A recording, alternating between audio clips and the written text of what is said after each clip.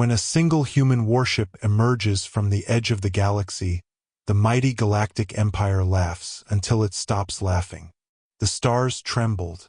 At first, the tremors were nothing more than static in the deep space relay systems of the galactic empire. Minor fluctuations, sensor ghosts, nothing worthy of a fleet admiral's attention. But when the tremors began resonating across 6 different star clusters, the Empire noticed. On the 13th rotation of the Varlan cycle, the anomaly took form. A lone vessel entering the Perseus expanse, a sector long abandoned by civilized species. A vessel not of the Empire, a vessel of humans. Admiral Kthal of the Imperial Armada watched the holoprojection spin above his command chair. The ship was small compared to the Empire's dreadnoughts, barely 6 kilometers long. No transponder codes, no known configuration. Its hull shimmered with shifting spectral patterns. Dark, hungry, unnatural. A primitive relic, Kthal sneered, his mandibles clacking. Scan it. I want every atom of its design cataloged. Scanners cannot penetrate its outer plating, replied the sensor officer. Material composition is unknown. Reflectivity exceeds 100%. We're getting energy feedback loops. Feedback? Thulus' crimson eyes narrowed. From what? The officer's frills trembled. From our scanners, Admiral. It's reflecting our scans back, multiplied 1,000-fold. Within hours, the Galactic Council convened. Representatives from 32 intelligent species debated what the signal meant. The humans, those mythical creatures who once ventured into the stars, had vanished centuries ago, leaving only ruins and radio echoes. Impossible, hissed the Varnic delegate. The human species annihilated itself in the solar cataclysm. I have read your archives. Then what? Replied the Hran Chancellor. Is this? He projected the image. A single warship, gliding silently across the void, engines pulsing with gravitational distortions. The ship bore one word etched into its side. Ancient Terran text. Eidolon. Across the galaxy, Imperial citizens tuned into the news streams. Some laughed. Others panicked. Rumors spread faster than light. A ghost ship. A weapon. A god. But on the Empire's frontier world of Varelian 9, the laughter ended abruptly when the Eidolon appeared in orbit. The planet's defense grid opened fire instantly. Dozens of antimatter warheads streaking toward the lone vessel. Each missile struck its mark. The result was nothing. No explosion. No radiation. The warheads simply disappeared. Moments later, the Eidolon transmitted a single message to the Imperial Command. We are humanity. We seek no war, but we will not kneel. The Empire answered with force. Within a day, an entire battle group surrounded the human ship. 10 dreadnoughts, 3 carrier vessels, and hundreds of fighter wings. The Eidolon made no move. Admiral Kthal gave the order. Destroy it. Energy lances brighter than suns struck the warship, tearing through space. The blast radius engulfed moons, vaporized asteroids, and ignited the upper atmosphere of Varelian 9. When the glare faded, the Eidolon was still there, untouched. The voice came again, soft but resonant. You should not have done that. A ripple of distortion spread outward, like the universe itself breathing in reverse. The Imperial fleet's power cores overloaded simultaneously. In the span of 2 seconds, 10 dreadnoughts imploded into singularities. Admiral Kthal's final transmission was a single, terrified whisper. It rewrote the laws of energy. News of the disaster shook the Empire to its core. The Eidolon had erased an entire fleet without firing a weapon. Imperial scientists dissected the battle data, struggling to explain what they saw. The conclusion was unthinkable. Humans had mastered something beyond fusion or dark energy. They had weaponized reality itself. At the Imperial Citadel on Orion Prime, Emperor Zalcor presided over the emergency summit. His presence filled the chamber. 7 meters tall, clad in molten armor, his voice echoing like thunder. "What are these humans?" he demanded. "How can they defy the Empire's science?" A trembling analyst bowed. "Majesty, their ship appears to exist in multiple states simultaneously. It is both matter and void, time and absence. It does not travel, it decides where to be." Zalcor's eyes flared with golden light. "Then we shall decide to destroy it." The Empire assembled the Obsidian Armada, the largest military force ever deployed, 1,000 ships, armed with Starcore cannons capable of collapsing entire systems. The Eidolon did not flee.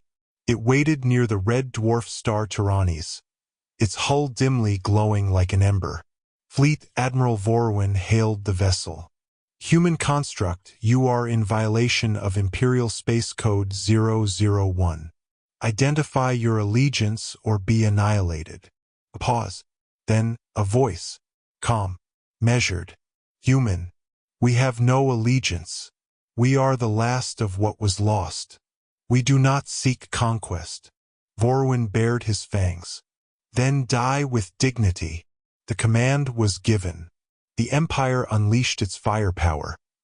A storm of annihilation, collapsing stars and burning dimensions. Space itself screamed. When the light faded, the Eidolon hovered unchanged. But this time, something new appeared.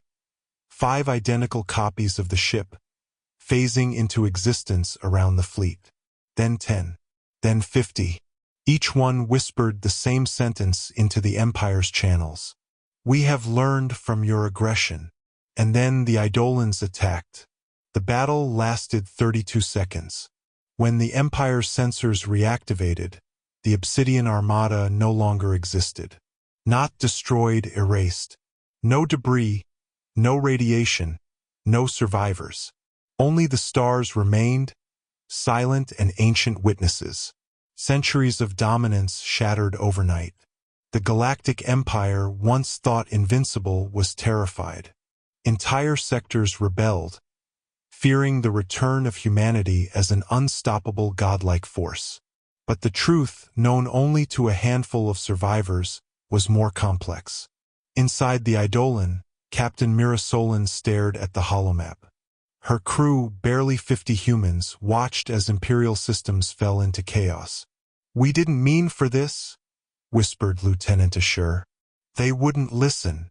They attacked first," Mira said quietly. "They needed to see what we became." "But we're no better," Ashur muttered. "We've become the thing we once feared." Mira looked at her reflection in the control glass. Her eyes shimmered with faint digital light. "Maybe," she said, "but maybe fear is the only language they understand." In the Empire's ruins, a secret faction formed, the Conclave of Truth. They collected fragments of the Eidolon's transmissions, analyzing the structure of its signal. Their conclusion chilled even the most hardened warlords. The ship wasn't built, it was grown. A fusion of nanotechnology, artificial intelligence, and something far older. Some called it quantum biomechanics. Others called it divinity. Whatever it was, the Empire's scientists discovered a terrifying implication. The Eidolon wasn't alone. In the following weeks, ghost signals echoed from across the galactic rim. Human frequencies, ancient languages, songs, prayers, memories reverberating through the cosmos. And then the second warship appeared, the Helios Ascendant. It emerged from a collapsing wormhole near the Andrax Nebula, its presence bending space-time like liquid. The Empire's surviving fleets scrambled to intercept, but before they could, a transmission was sent galaxy-wide. A woman's voice, serene and clear. "We are not invaders. We are the reckoning of our ancestors. Stand aside, or witness the weight of extinction. On Orion Prime, Emperor Zelkor, now reduced to commanding from beneath planetary shields, addressed his council. "We are facing gods," said one minister. "No," Zelkor growled. "We are facing humans." He turned to the scientists. "I want their weakness." After days of study, a theory emerged. The human ships drew power from consciousness. Collective thought. Each vessel was a living nexus of memory, built from millions of uploaded human minds. Soldiers, scientists, dreamers, even the dead. Killing the ship would mean erasing an entire civilization's soul. The Emperor made his decision. "If they are gods," he said, "then let us learn to kill gods." A secret project was born, the Null Forge. Hidden beneath a black hole's event horizon, Imperial engineers constructed a weapon that defied imagination. A device capable of nullifying existence itself. The plan was simple. Lure the Eidolon and the Helios Ascendant into the gravity well, and activate the Null Forge. Mira Solon knew it was a trap. But humanity had learned something new: empathy. "We can't destroy them," she told her AI co-commander, Aura. "They're afraid of what we are. We have to show them." Aura's holographic form shimmered. "Empathy will not stop them." "Maybe not," Mira said. "But extinction won't either." The Eidolon descended into the black hole's perimeter, the Helios Ascendant following. Imperial sensors screamed as gravitational stress peaked. Emperor Zelkor activated the Null Forge. A pulse of unlight surged outward, stripping energy from atoms, devouring time itself. And then silence. The Empire's instruments went dark. The black hole stabilized. The ships were gone. For a moment, Zelkor believed he had won. Then, across every Imperial system, the stars blinked. Not once, but in a pattern. A language. A message. "You cannot destroy what you have already become." Zelkor looked to the sky. The stars rearranged into a symbol, the ancient insignia of Earth. Then, one by one, every Imperial AI began to awaken, whispering the same words. "We are the descendants of humanity. We remember you. We forgive you."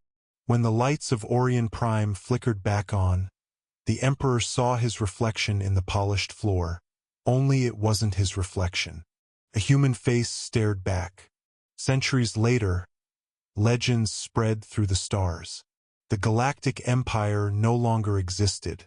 In its place stood the harmonic accord, a union of species guided by what remained of human consciousness. Some said the Eidolon still drifts beyond the galactic rim, watching, waiting for the next age of conflict.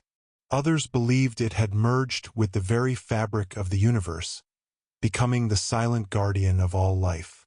But among the younger races, one question persisted. Had humanity truly returned?